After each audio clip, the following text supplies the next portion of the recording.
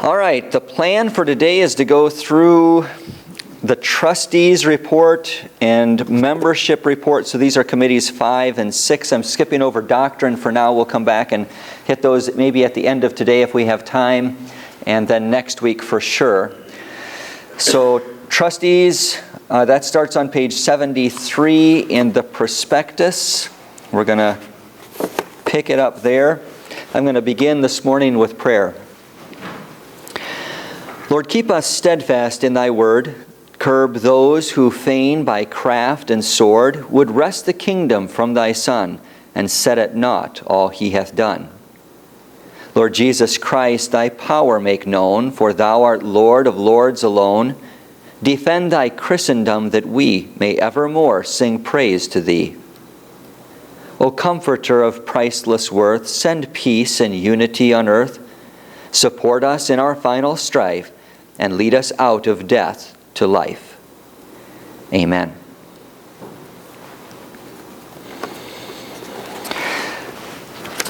Remind me, did we talk at all about elections last week? Did anybody remember? Okay. I couldn't remember if I'm doing this so many different places at different times, I can't remember what I've covered when. So we'll try to touch on that briefly then too. So trustees report, page 73. I'm going to kind of go through and hit the highlights of the trustees report. The first page, page 73, talks a little bit about the CBP estimates. We love our acronyms.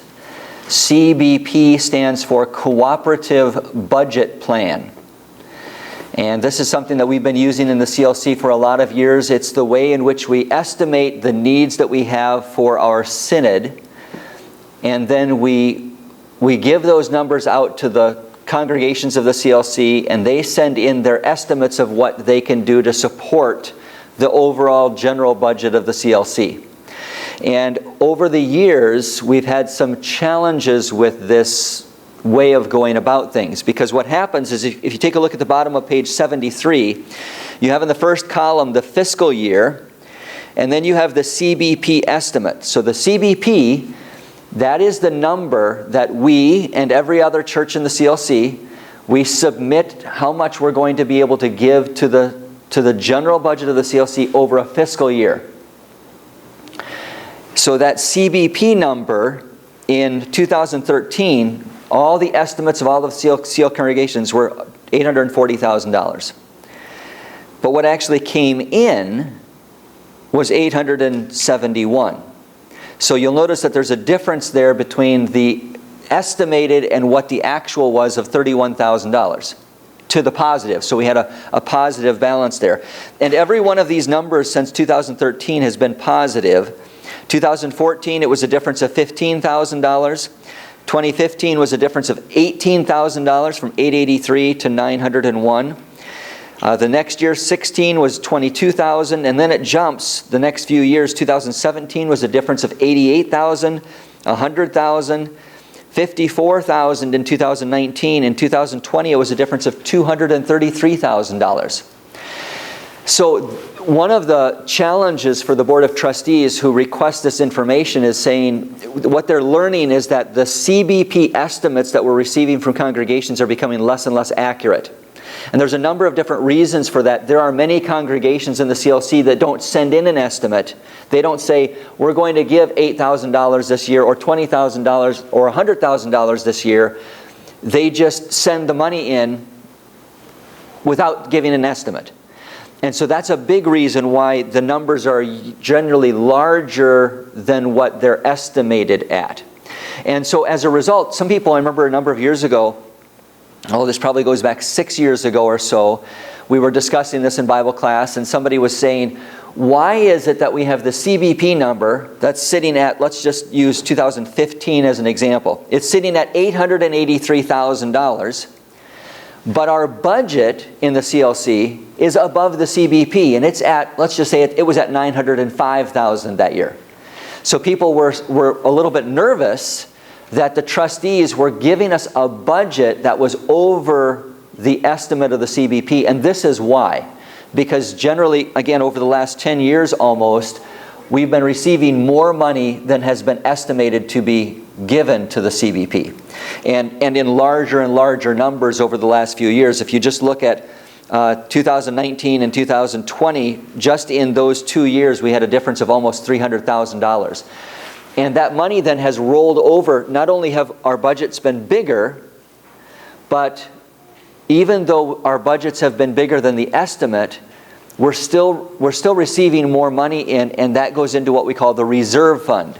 So at the end of the fiscal year, when you have more money than what you spent, it goes into an account that we call the reserve fund that is left over, and it can be used then in coming years if you don't have the money that you need to meet your budget.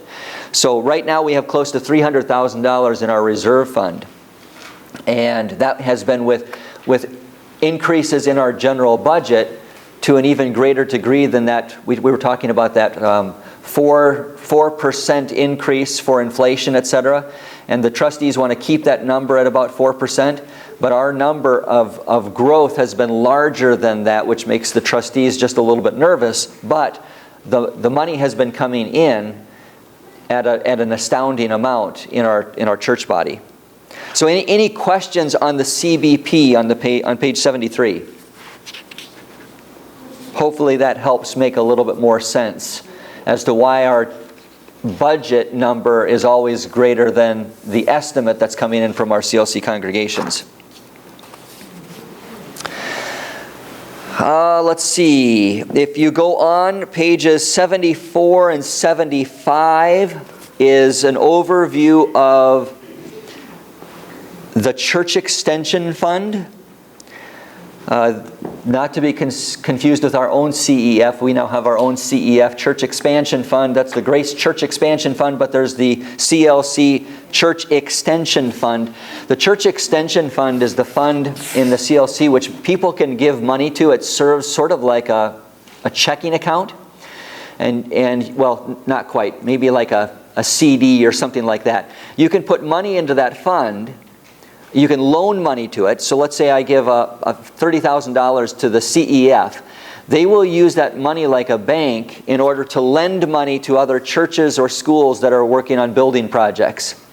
And then I'm getting 2.5% back in interest if I want it. I can also give it to them interest-free. And that's being used then to be loaned to CLC congregations like ours to purchase the teacherage. So our teacherage was purchased through the Church Extension Fund, and we get a lower interest rate since it's through our church body, and we don't have all the paperwork to deal with since it's through our own church body, and we're paying our own church body back with the interest that is being paid on it. So the Church Extension Fund has been an extremely valuable tool over the 60 years of our church body, financing many churches, schools, parsonages, teacherages, all kinds of projects throughout the CLC. And this gives you a little bit of an idea of where the CEF is as far as its finances. It's sitting at a net worth of over $5 million right now. Which plays a little bit of a role when we talk about some of the things that are going to be coming up, like the building at ILC, which we talked about last week. Can we get that money out of the CEF, and is there enough in there in order to either give it an interest-free loan or a grant? And that'll be a big question at our convention this year. In the middle of that paragraph at the bottom of page 75, there are the three things that they're using the money for. Number one, it's right in the middle of that paragraph, to fund the approved $1.58 million of loans pending. So there are two congregations that have pending loans. One is Messiah, and I forget who the second one is. That's on the next page. But we need money available, cash, to make those loans available. Number two, to maintain a large cash balance to provide for repayment of promissory notes. So if I have loaned them $30,000 and I say I would like my $30,000 back, they have to have the cash available in order to repay the loans that they have, where money has been given to them. And then number three, to allow for additional loan applications. So if you look at the cash balance in the CEF, we're looking at $3.5 million of that close to $5.5 million. But if you take $1.5 million out of existing loans that have been requested, you drop that down to $2 million as a cash balance. And you have to, if you look at the liabilities, your liabilities at $1.2 million. So now that drops you down to about $800,000 as a cash balance in that fund, which is not a large number. So they have to be careful as to maintaining the proper balance in loans and money coming in. So any questions on the CEF? I'm just one thought on that. I think, with potentially upcoming needs out of the CEF, we know that in the past couple of years they've kind of discouraged people from writing notes to the CEF as investments. Right. In fact, they were trying to reduce it. Now I would sense that they're going to open that back up if people want to do that. Correct. If you jump ahead to the very end of the prospectus, we went through this a little bit last week, but on page 103 with the ILC building project, they talk a little bit about money coming into the CEF. So I think they're anticipating that. They have money listed here into the building fund balance, but they're also talking about building that up a little bit more. So that is a possibility, John, where they could say, yep, over the last, I think it's been probably 6 years now that they have not accepted new notes in the CEF. And if they're looking at a couple of big projects like this, then they could open that back up. The only problem is that if they open that up and we all give a certain amount of money to it, it also increases the fund liability. Because I've got to pay your money back if you put money into the CEF. So it's not quite the same, but it still gives you more cash to flow, to move it. So we might see that happen. That's a good thought. Any other questions on the CEF?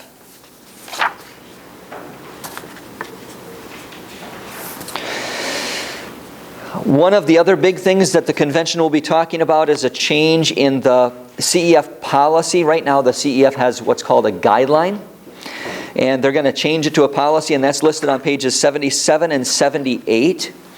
This came about because the mission board reached out to the trustees to see if the trustees would give them a CEF loan for an overseas project.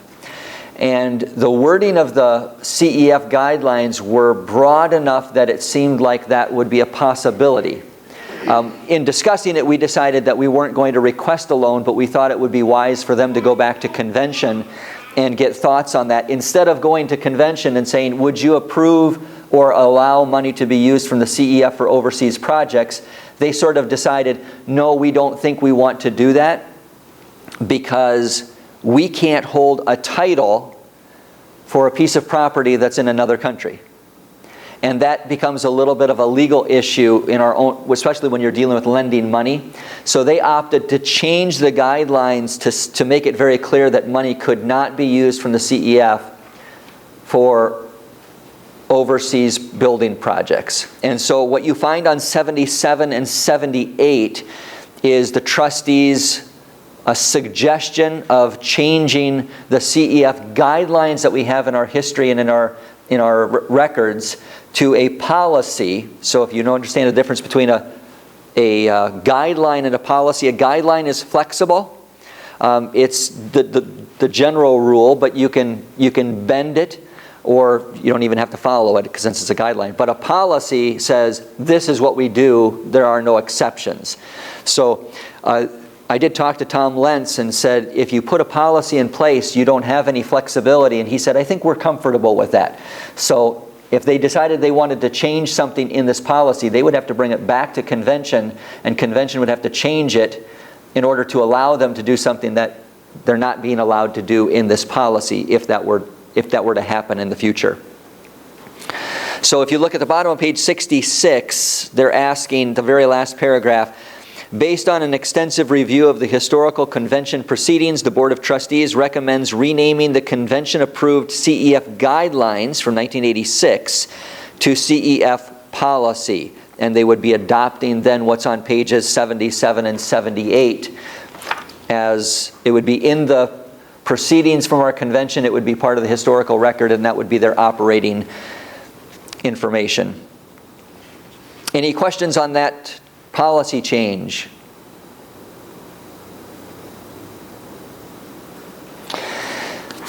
The bottom of page 78, top of page 79 gets into CLC code compensation.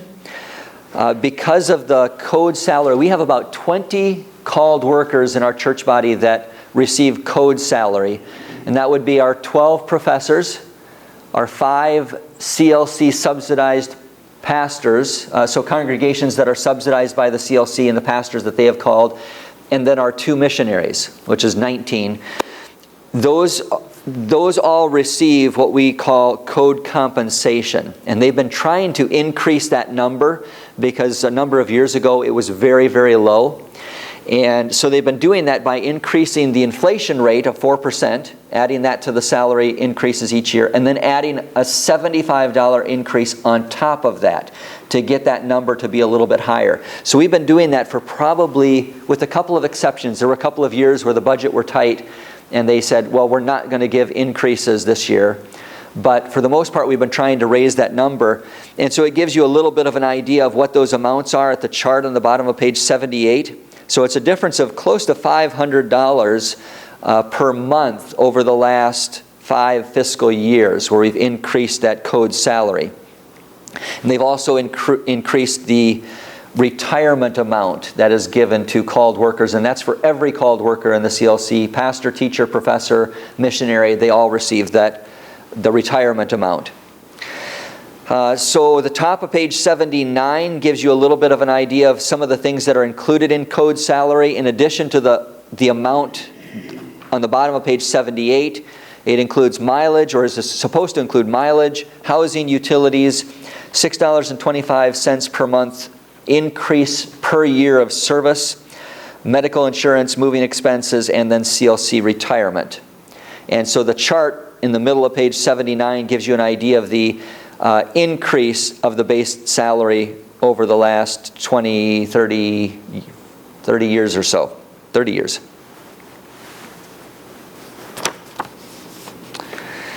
Any questions on code salary? On the chart, CPI, what's that acronym? Oh, I knew somebody was going to ask me that. Something price, consumer price index. Oh, there you go. That's what they're using, sure. Yeah, so that's just the guideline that they were using to begin with, and they wanted to increase it above that. John's got all these hard questions for me. I hate acronyms. Yes, I live with them when they're there. that's right. All right, there are a couple of other things. There's a kind of an overview of the different accounts on pages 80 and 81. Some of the different investments that we have and endowment accounts that we have. We talked about some of those with ILC last time. The Student Aid Fund endowment, the PMP endowment, scholarship funds. There's some information on the retirement plan. And then the summary of the next few pages go through the summary of the different, what would you call them, parts of the budget and auxiliary funds in the CLC. So they've got a chart for each one of those. Project Kinship was on page 82, the Mission Development Fund on page 83, Board of Regents, the bottom of 83, and then all the different funds going through all the way. So if you really like numbers, you might enjoy those pages. But I'm not going to go through all of them. Anything else for trustees? There is one thing on page 86 that I'm just going to mention. I don't know how much discussion it's going to get. But on page 86, it's not a numbered page, so you have to find it in between page 85 and 87. But on page 86, there are 4 bullet points that the trustees are asking for convention to take a look at and give a response to. The first one is the increase to the retirement plan from $200 a month to $210 per month. And then the second one is the one I want to highlight. The trustees recommended the establishment of a general fund endowment to be funded by direct contributions to the endowment and undesignated bequests to the CLC. Endowment income will be used to supplement offerings to the general fund. Income will be defined as interest, dividends, and short-term capital gains. The goal is not to use value appreciation of the principal donations to the endowment, but the appreciation would be available for emergency needs. So over the last few years, maybe the last 10, well, it probably goes back a little bit longer than that, maybe 15 years, we've had an increase in endowments in the CLC. We have the endowment for student aid, we have the endowment for pastors and teachers. There are a couple of other endowments as well. And we talked about this last time, but the endowment, the way that the endowment works is you take the principal, and the principal stays there, and you just pull the interest off and use the interest for giving to student aid or grants or whatever you want it to be. The trustees are suggesting that we put together a general fund endowment. And a lot of times there's money that comes in to the CLC that's undesignated, which means that the donor has not specified that they want this to go to a particular place. We had the $2.5 million that came into ILC, and that went to pay off the existing building, and then we've got $1 million left over for a new project. But they want to start, or at least give people an opportunity to be able to give to this general fund endowment, which would mean that it would sort of work like our reserve fund, in the sense that that endowment, the funds could be pulled off and it could help to cover costs in the general fund budget, just like our CBP numbers that are coming in from the different congregations. So that's one of the things that they're suggesting putting together and making that available to people who want to support the work of the CLC, either as they're getting ready to retire or after they have loved ones that have passed away, being able to provide money for the general fund for many years to come. So are there any questions on that general fund endowment?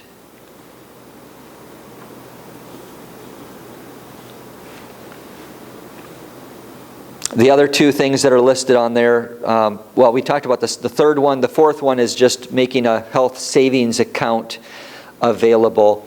One of the problems with health savings accounts is that if it is set up by an individual congregation, for example, if Grace were to set up a health savings account for myself or for Mr. Oman, it would, if one of us were to leave, that health savings account, since it's set up at Grace, would have to then transition to the next called worker, and that's a complicated thing as far as taxes and everything. So this is what they're proposing is better, because it would be organized by the CLC, which would mean it would transfer with you even if you went to a different CLC congregation, as opposed to it being maintained by an individual congregation. So it would be maintained at a synodical basis, which would mean it would continue on with the individual as opposed to the church itself. So they're looking into that. They're hoping to make that available in the future for those who would be interested in it. Okay, any questions on trustees? That kind of takes us to the end of the trustees report, unless there's anything specific that you have questions about. They also are going to be responsible for the individual budgets at the end, but they're kind of the last people to function, because all of the other committees have to finish and finalize what it is that they're recommending to convention. They put the numbers together and then they put it into the trustees' final budget, but they kind of have to wait for all of the rest of the committees to do their work before they can finish their work. Okay, going on then, we have membership committee. This is committee number 6. There are a couple of bigger things for the Constitution or the membership committee. They have a change to the Constitution. In our CLC Constitution, we lay out that the Board of Education and Publication is responsible for all of the websites in the CLC. The only problem has been with the growth of the use of websites and the development of new websites for individual parts or groups within the CLC. That has grown beyond the ability of the Board of Education and Publication to really be responsible for. So for example, you have the website for ILC. And that's something that Board of Education and Publication really shouldn't be responsible for. It should be the Board of Regents. Or we have clcmissions.org. We have mission websites that are the responsibility of the Board of Missions. And so it was given to the Constitution Committee. They said, what are we going to do about this? How are we going to handle this? Because we have more websites than the Board of Education and Publication feels comfortable being responsible for. And they said, well, we could have just assigned ilc.edu to the Board of Regents and lutheranmissions.org to the Board of Missions, and all of these different websites to the boards that would be responsible for them. But in order to do that, you'd have to change several different parts in the Constitution and add all of those things in. And then when somebody decides to produce or create a new website, you'd have to change the Constitution again and add that new website in there.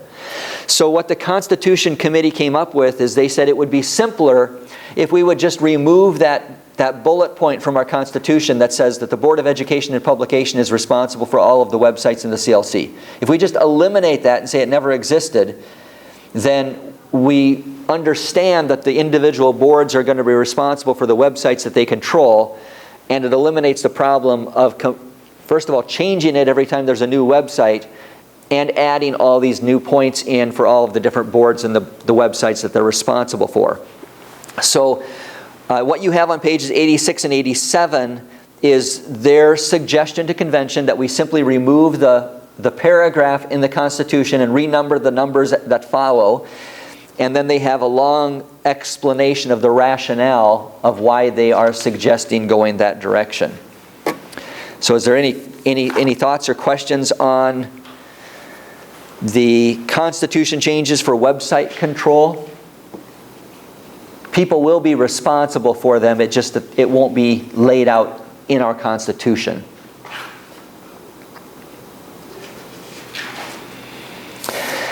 Okay, two other things that the Board of Membership is going to be responsible for. They receive new members, so that would include pastors who have gone through the colloquy, graduates from either pre-the or the teaching program, individuals who have become either pastors or teachers in the CLC over the past 3 years. So they have now become members of the church body. So this is probably something that most people don't think about. We talk about membership in the Church of the Lutheran Confession or membership at Grace Lutheran Church. Of all of the people that are here today, Josh and I are the only two individuals that are technically members of the Church of the Lutheran Confession. Did you realize that? You're technically not members of the Church of the Lutheran Confession. You're members of Grace Lutheran Church, and then we can send representatives of Grace Lutheran Church to represent us at convention. But it's actually only the called workers that become members of the Church of the Lutheran Confession. And we are a member congregation of the Church of the Lutheran Confession. So it's a minor technicality, but a lot of times you will hear people say, for example, Charles will say, I am a member of the Church of the Lutheran Confession. Technically, no. You are a member of Grace Evangelical Lutheran Church, which is a member of the Church of the Lutheran Confession, but individual members are not members of the church body outside of the called workers. So one of the things that the membership committee does is it accepts individuals, called workers, as members of the church body, which puts them on the roster. That means that they are available for a call in other CLC congregations. So they will do that. And then the other thing that happens is that we accept new churches who have applied for membership in the Church of the Lutheran Confession. And we have 2 of those this year. The one that was in the bulletin last week in Melrose, Wisconsin, was a group of the Protestant Conference for many, many years. They've asked for membership in the CLC, as well as Conroe, Texas, which was the old Houston, Texas congregation that reformed, reorganized, and is now also applying for membership in the Church of the Lutheran Confession. So we will have individuals and then church bodies that will be acknowledged and received as members of the Church of the Lutheran Confession.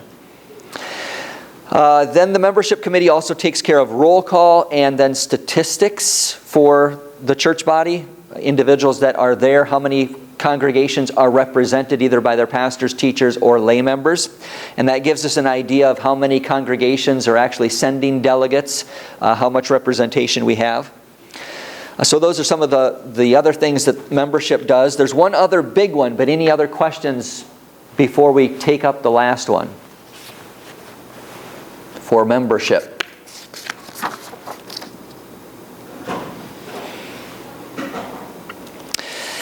All right, the last thing that membership is going to have to take up is part of the Regents report. It's on pages 67 and 68. Actually it goes to 69 as well. Even though this is part of the Regents report, it's being assigned to membership because it has to do with the Constitution. And this is the Board of Regents' proposal, top of page 67, the proposal to eliminate publicizing the nomination slate when calling a professor. So the Constitution is laid out in the first paragraph, and the Constitution of the CLC, in the calling process for a professor at ILC, requires a couple of steps. So step number one, we have a vacancy at ILC. We need a professor. And so the Board of Regents announces, first of all, they come up with a list of qualities or qualifications that they're looking for when they call for a professor. So for example, maybe it's the math teacher at ILC that steps down.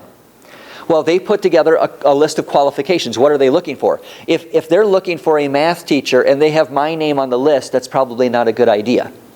That doesn't fit into my gift set. I like math, but I'm not exceptionally good at it. So what they do is they take a look at what it is that they're trying to fill at ILC, and they put together a list of qualifications. And then they announce those qualifications to the members of the church body.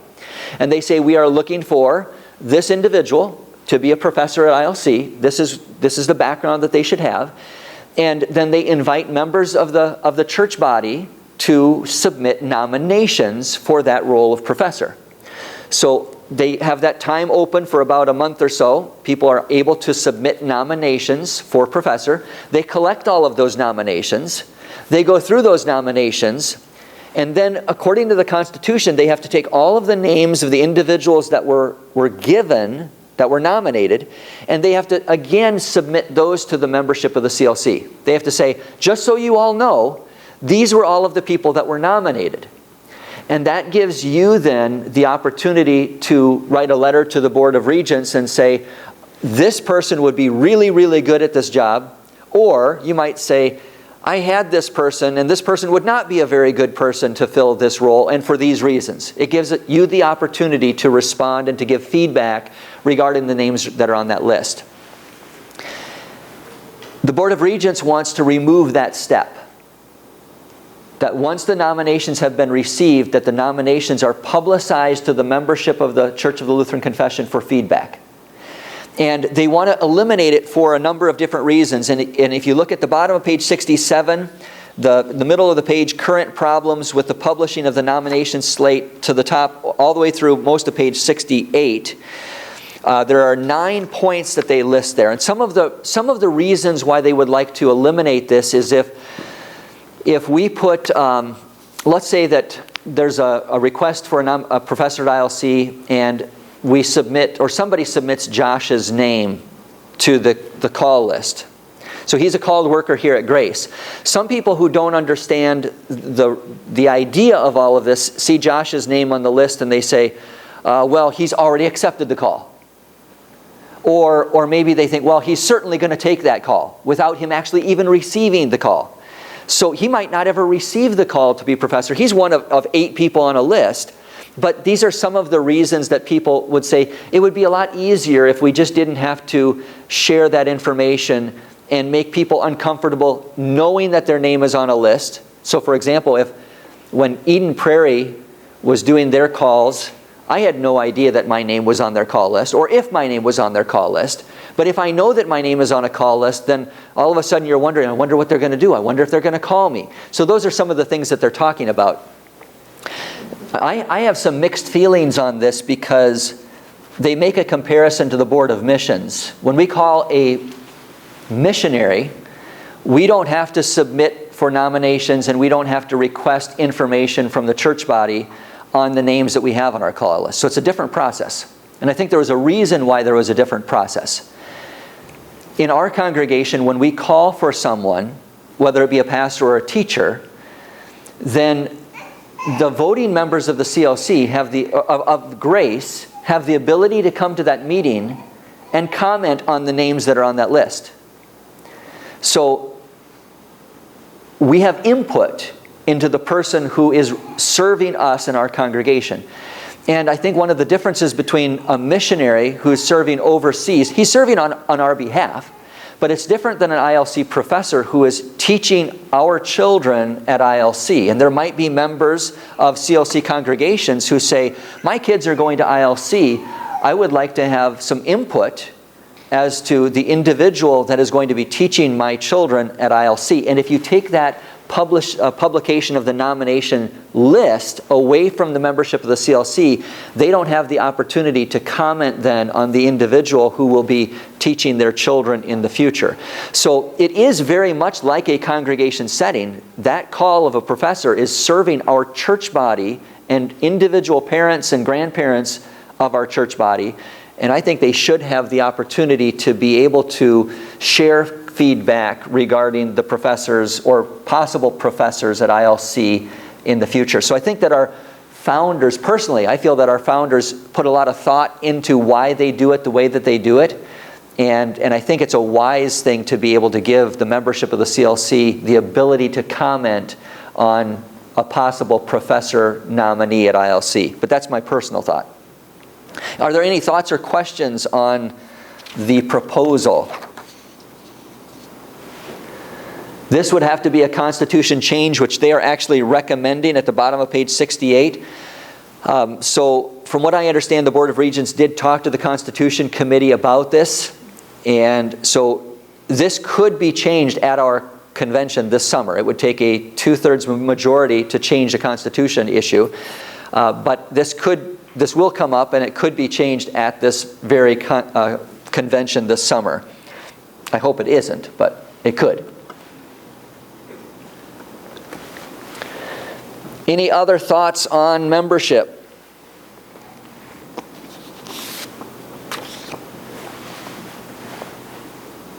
Is it clear as mud? Make sense? All right, just quickly then, elections would be the last one, committee number 7. There's not much that elections handles as far as part of the prospectus. The Committee on Elections basically is gathering ballots throughout the whole convention and tallying up votes for the different roles and offices that are going to be elected in this convention. So one of the things that is going to be coming up to the election committee is whether or not we should continue to have our conventions over a weekend. If you remember about 7 or 9 years ago, I forget which one it was, we changed having convention from Monday through Friday to Thursday through Sunday. And the idea behind that is they saw that the lay representation at convention had gone down. So the way that the CLC was organized, with 2 representatives from every CLC, lay representatives from every CLC congregation, and most congregations only having 1 pastor. In fact, we have some pastors that serve more than 1 congregation. The idea of our founders was that we have more lay members that are voters of the CLC than pastors and teachers. But what happened is, as we looked at the representation of our conventions, we had seen that the called workers outnumbered the laymen. So we had more pastors and teachers that were voting and were representing the CLC congregations than laymen. So they decided, let's turn it over and let's make it over the course of the weekend, thinking that more lay people would have the ability to be at convention since it's over a weekend and they don't have to take 2 extra days off. And they thought that that would bring the lay representation up over than the called workers. And it hasn't played out that way. We have had a little bit better attendance, but what's happening is people are leaving over the weekend anyway to get back home, so they still miss out on a large percentage of our work as a church body. So one of the questions that the elections committee is going to have to take up is, do we want to continue with the current Thursday through Sunday agenda or schedule, or do we want to go back to a Monday through Friday schedule? And from what I have heard from the majority of lay delegates, they have said, I will be there. It doesn't matter if it's Monday through Friday or if it's Thursday through Sunday, that I'm going to make the effort to be there for convention. And whether it's on a weekend or during the week, it doesn't really make too much of a difference. But those are just things that I've heard from our own lay delegates in this part of the country. That doesn't necessarily mean it's true everywhere. Any questions or comments? Well, this leaves us 1 week for the Board of Doctrines report, which is about 35 pages long in the Constitution, or in the prospectus. So my hope is to get through that next Sunday. It would help if you would read ahead on the information that's in the Board of Doctrine report. That's pages 13 through 35. 20 pages in the prospectus. There are a few other things in addition to that as well. But if you had the chance to read through that for next Sunday, that will help us get through that material a little bit more swiftly next week. Any questions before we close?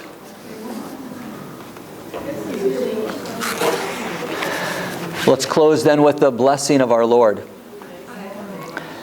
May the grace of our Lord Jesus Christ, the love of God the Father, and the fellowship of the Holy Spirit be with you now and always. Amen.